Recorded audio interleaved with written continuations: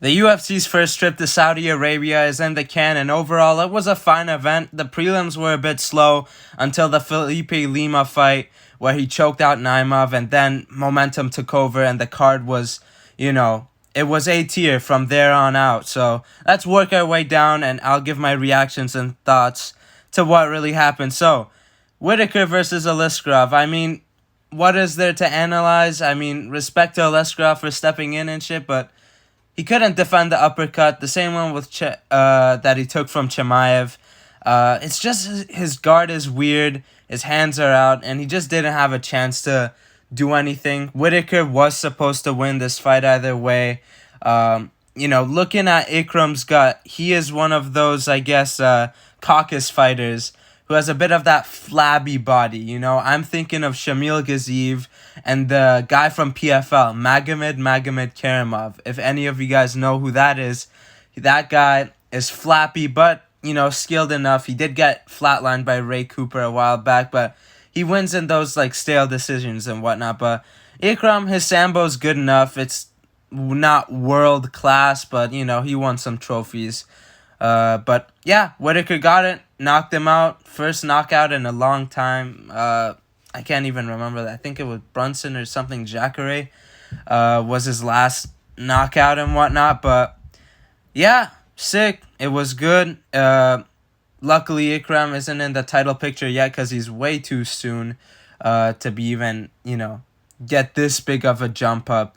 And yeah, Whittaker, I mean, the fight is Sean Strickland. I think that should happen. Sean's complaining and stuff, but I'm thinking of that TJ Dillashaw situation where after he lost to Cruz, he took on 2 fights. He beat a Sun Sao and, oh my god, he beat a Sun Sao and someone else. I know of that for sure.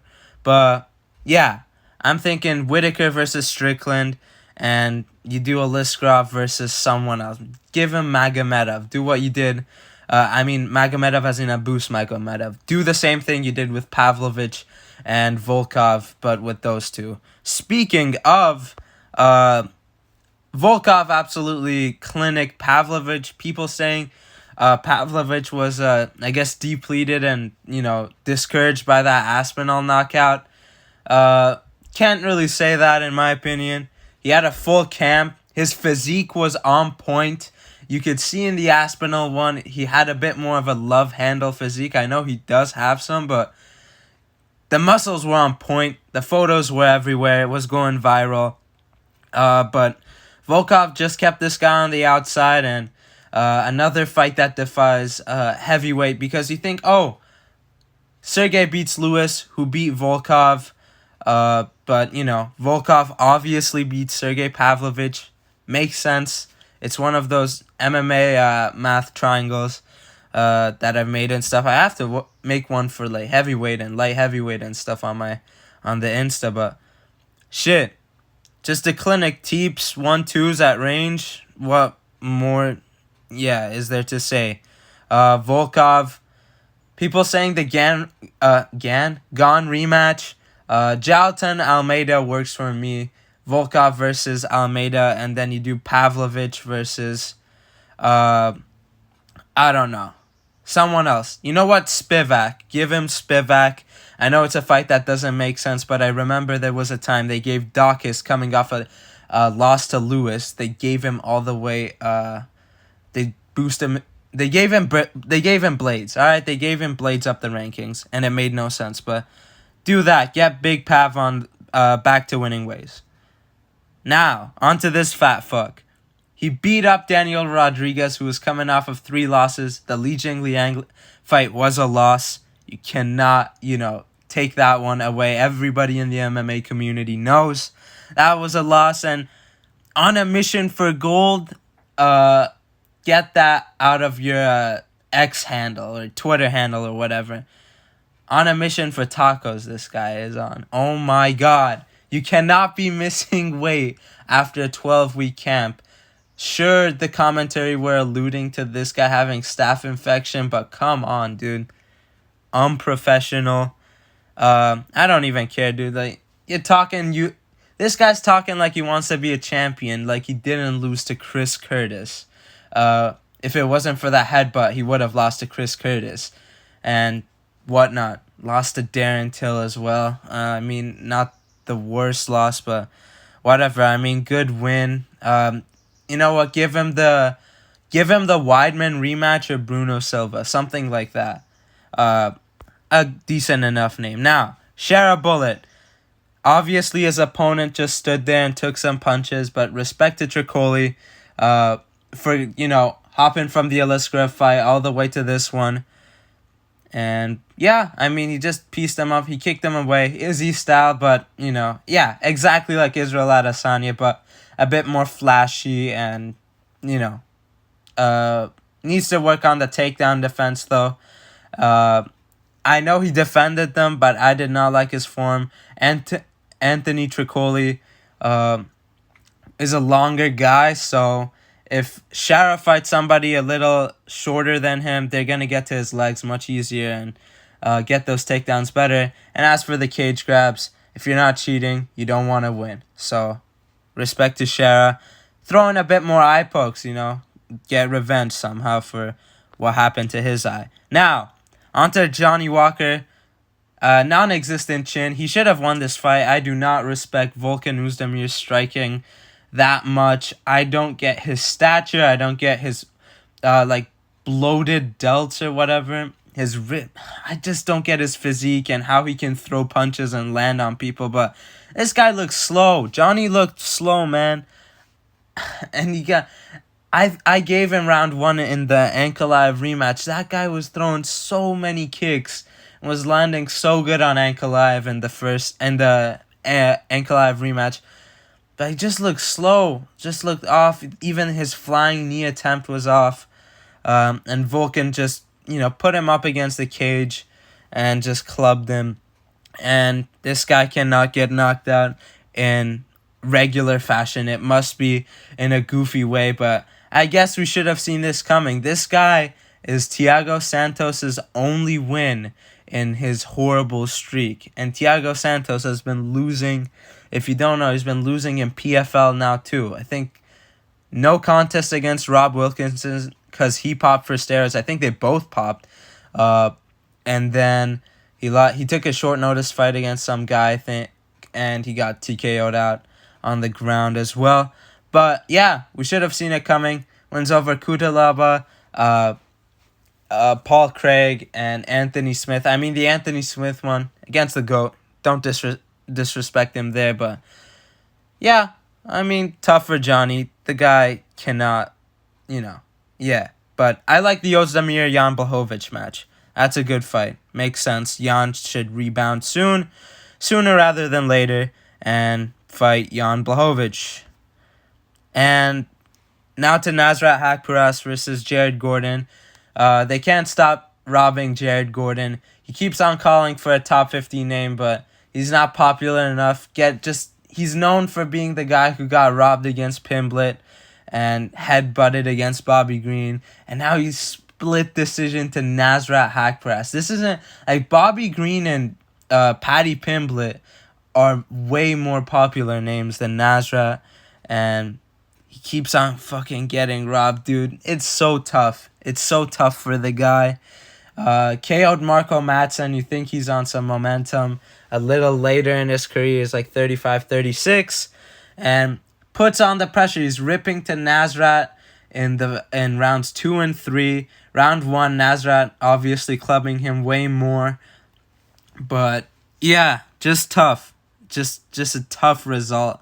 He should have won. I picked him, and I never understood why people were picking Nasrat. This guy he keeps getting into high exchange volume fights. Sure, he has been winning the last few, but you know, he got peppered up by Bobby Green a while back, and the guy on the pay-per-view, I forgot the guy's name, but he won the fight dominantly, but he took a lot of punches. A lot of punches. And I thought Jared was going to pour it on. And he did, but robbed. So sad. Felipe Lima against Muhammad Naimov. I don't know why I froze there. He puts an end to the guy's fluky career in the UFC so far.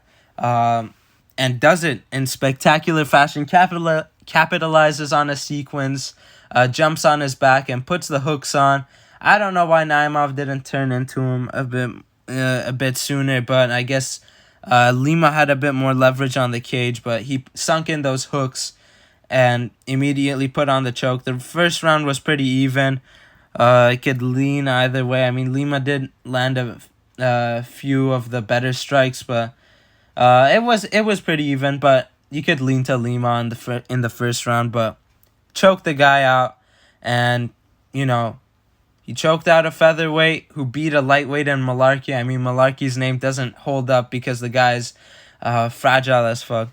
But, it's a great win and another addition to bantamweight. If he goes to bantamweight, he needs a high name already, because as much as we keep calling Naimov's career a fluke so far in the UFC, 3-0 in the UFC, puts you somewhere higher than just like bottom feeder. He's in the top 30 rankings, 35, and stuff. So I know bantamweight's a bit more stacked, but you chuck him in there with, I don't know, maybe give him Pedro Munoz because he's been on a bit of a decline, or you can give him Said Nurmagomedov, or you could chuck him to Muin Gafurov. But we'll get to that fight later. Hanna versus Dalby, another robbery. Tough again. Dalby was landing way cleaner shots in the third, as especially the third round. He got the better of the final exchange, which in the Gafurov fight is what won Gafurov every single one of those rounds. He got the better of him in the final exchange. Round 2, landing the cleaner shots. He did get dropped in round 1 and actually, wobbled a bit, and Renat pieced up on him, but tough, but, Renat, I thought he got robbed against Zaleski. I gave him round 2 in that fight, and I gave 10-8 to Renat in the first, and in the third I gave 10-8 to Zaleski, so I felt like he got robbed there, but I guess he can have this one. But tough for Dalby, like 39 years old, breathing so loud into the mic, into, I guess, our TV. Breathing loud. The guy was breathing horribly loud. I don't know how he did it and how he can keep up with that and not get distracted, but tough for the guy. And his career has been set back, I guess. Again, he needs like a couple more wins, and you do Randy Brown versus Renat. Now, Timur and Gafurov, exactly how I said it. Takedowns were exchanged here and there, and throughout the round, either Gafurov would land a good leg kick and a combination, or he would throw that spinning kick at the end of round 3. He just had one significant moment per round. These were the duller fights. Yeah, he won. He just needs to shave that hair off his back, and he can stay in the UFC, and he could be fed to guys like Lima. And yeah, the Bahrainian Russian dude versus Brenderson Habero. Not too impressive in the first round. I gave Brenderson that first round, the takedowns, the shots and whatnot, but round 2 and 3 submission attempts, submission like he had an arm triangle and stuff. Good shit overall. Not really, but round 2 and 3 goes to him, and he wins the fight, and he can get, I don't know, somebody who's like 1-1. Give him like a get Puna to move back up to middleweight or something. Or was this at middleweight? I don't know. Whatever. Give the guy a good fight. All right.